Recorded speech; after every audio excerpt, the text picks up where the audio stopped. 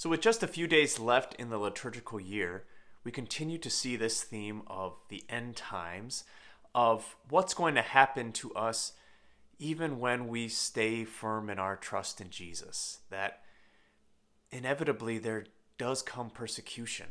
And that can be a fearful thing, but it can be something that also gives us strength and courage even in the face of difficulty and resistance to the message of Jesus. Jesus says today to his disciples that they will lead you before synagogues and go take you to prison. You'll be led before kings and governors because of my name, and it'll lead to your giving testimony. I wonder if we ever think about that, what it means to give testimony to Jesus, even when in the face of persecution, violence, or perhaps even death. Today we celebrate the feast day of one of the Mexican martyrs, whose name is Saint Miguel Pro.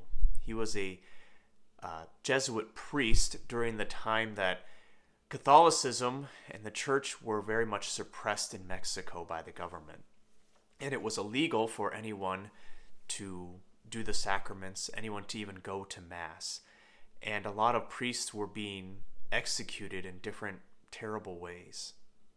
Miguel Pro actually had left Mexico and to do safer ministry in other parts of the world, but he came back knowing that he would probably be persecuted in some way, and was greatly successful in ministry for a time, hearing confessions in private and also giving communion in private in ways that he was able to kind of trick the Mexican officials, the Mexican government, into allowing him to do such things.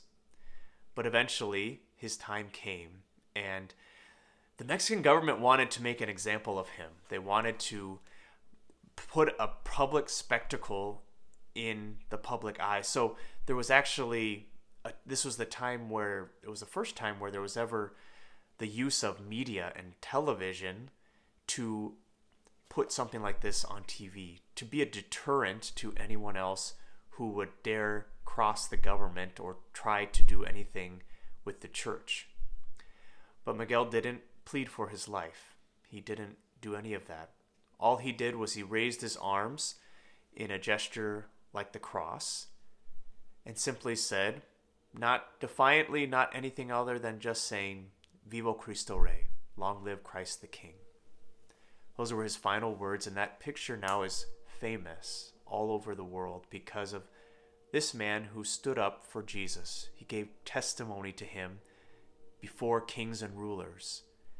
And now the seeds of his blood and the blood of all those Mexican martyrs continue to feed the beautiful faith of those people in Mexico.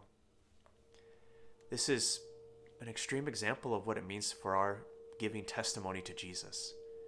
We should think about that. We should think about that and ask ourselves, am I ready to give testimony even when it hurts? Because Jesus gave the greatest testimony for all of us. He gave his very life so that we might have life, and that we one day might have eternal life with him.